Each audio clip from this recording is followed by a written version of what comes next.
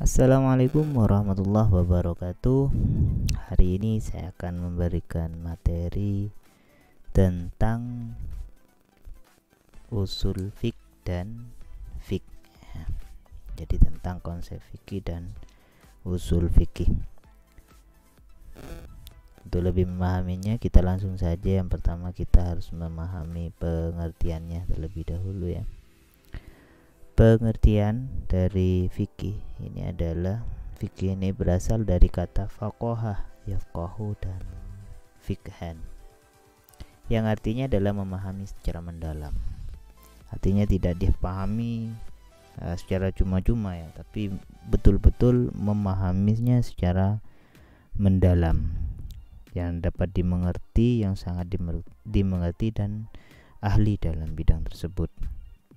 Pahamnya di sini maksudnya adalah paham yang mengerti maksud yang dibicarakan ya.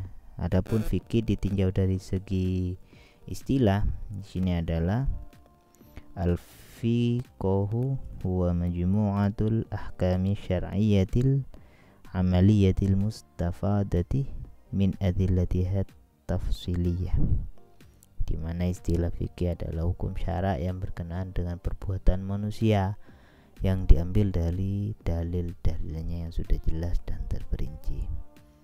Itu jadi suatu pekerjaan atau perbuatan mukallaf ya, ketika kita melihat pengertian dari fikih. Yang kedua adalah pengertian dari usul fik. Ya, usul fik ini berasal dari kata usulu, yaitu bentuk jamak dari kata aslun, yang artinya sesuatu yang menjadi dasar bagi yang lainnya. Jadi di sini sesuatu menjadi dasar, menjadi menjadi sumber utamanya, menjadi asalnya. Kenapa jadi demikian dan kenapa begini, kenapa begitu, itu ada asalnya. Nah, usul fik di sini berasal dari kata usul, itu bentuk jamak dari aslun, yang tadi artinya adalah sesuatu menjadi dasar. Sesuatu yang ada ini ada dasarnya, namanya usul ya. Contohnya di sini ada akar pohon yang merupakan pondasi dari pohon itu sendiri. Jadi tidak akan ada pohon, tidak ada akan ranting, tidak ada daun atau tidak ada buah kalau tidak ada akarnya. Jadi asalnya, jadi semuanya yang terbentuk ini ada asal dan usulnya. Di usul fik di situ. Jadi asal dari aturan-aturan atau ketentuan yang digunakan oleh manusia, yang disebut mukallaf tadi. Objeknya di sini ini bisa kita rinci dengan dua tabel yang secara jelas bisa dibedakan antara fikih dan usul fik. Di mana usul fikih di sini tertuang dalilnya itu global. Kalau yang fikih itu dalilnya terperinci. Terus yang kedua, kalau di usul fikih ini pembahasan hukum syar'inya itu secara global, dan ketika di fikih pembahasan syar'inya itu secara terperinci. Yang ketiga, di usul fik tujuannya itu mengetahui kaidah istinbat dalil. Jadi mengetahui apa yang menjadi sumbernya. Ya, istinbat di sini sesuatu yang bersumber dari hukum-hukum syar'i seperti Al-Qur'an atau yang difirmankan oleh Allah Subhanahu wa taala. Namun dalam fikih tujuannya adalah mengetahui hukum suatu perbuatan mukallaf. Jadi dalam pengerjaannya. Jadi dari tabel ini dapat kita bedakan antara usul fik dan fikih itu sendiri. Dimana contohnya bisa kita lihat dari beberapa dalil-dalil Al-Quran, yang dimana dalam Al-Quran itu secara umum masih berbentuk globalnya, berbentuk umum. Salah satunya adalah kita diwajibkan untuk mendirikan sebuah sholat. Iqamah sholat, dirikanlah sholat. Jadi dalil itu masih bersifat umum ya, bersifat global. Jadi perlu perincian. Ya, jadi tadi dikatakan tujuannya usul fiqh itu mengetahui kaidah istinbat tadi. Jadi istinbatnya tadi adalah salah satu contoh perintah sholat, yaitu iqamah sholah, dirikanlah sholah. Ya, jadi bagaimana kita sholat tidak diterangkan di dalam Al-Quran. Jadi kita butuh fikih untuk merincinya, sehingga di dalam ilmu fikih dituangkan apa yang menjadi syarat sahnya sholat. Ada juga sholat yang dihukumi wajib, ada yang dihukumi sunnah, atau hal-hal yang berkaitan dengan pengerjaan-pengerjaan yang saya sebut tadi, rukun dan syarat sahnya sholat. Ya, seperti kita diharuskan untuk suci dari hadas ya. Salah satunya kita harus berwudu ya, dalam keadaan suci ketika melaksanakan sholat. Jadi situ terperinci.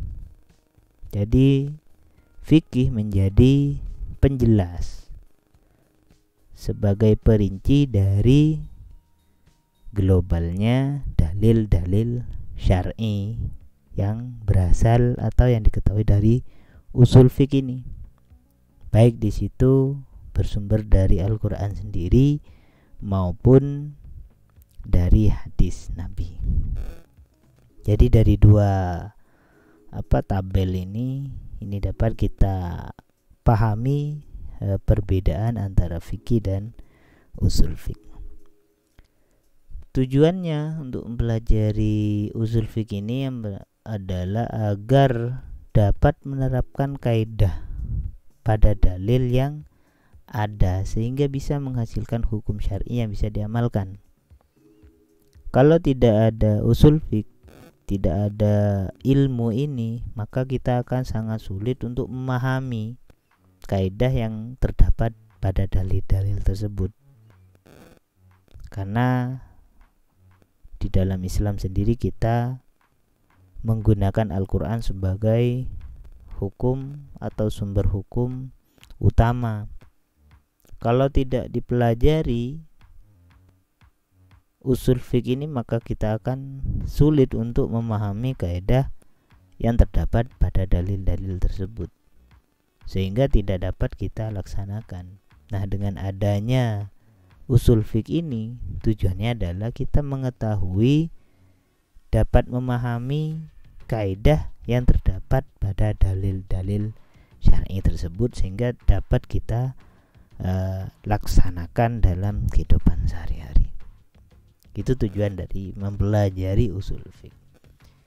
Manfaatnya sini ada dua, yaitu menyingkap hukum permasalahan kontemporer.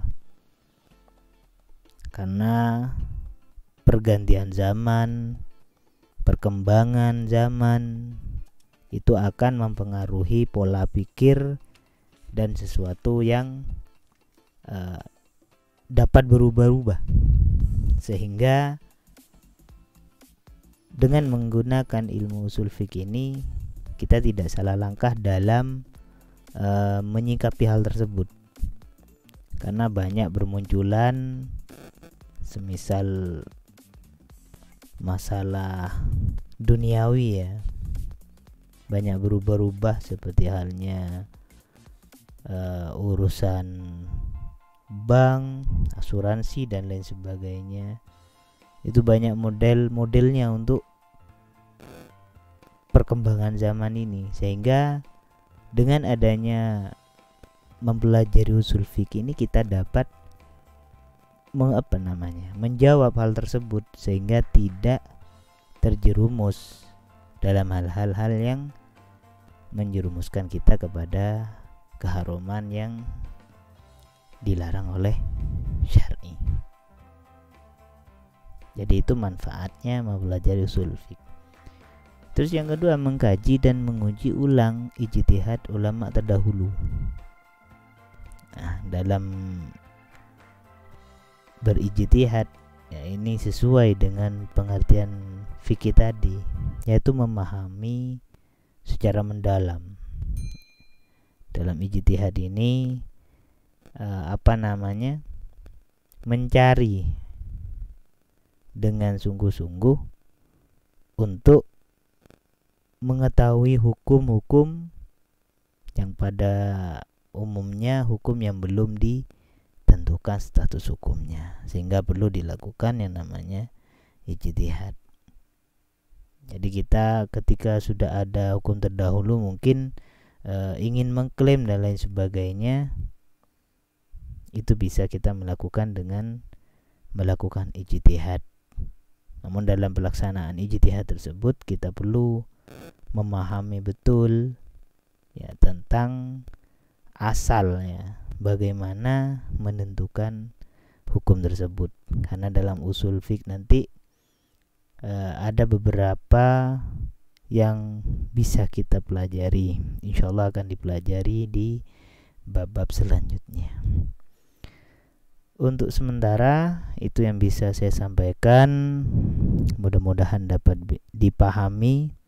Ketika nanti ada pertanyaan, silahkan mengajukan pertanyaan di forum diskusi di akun masing-masing.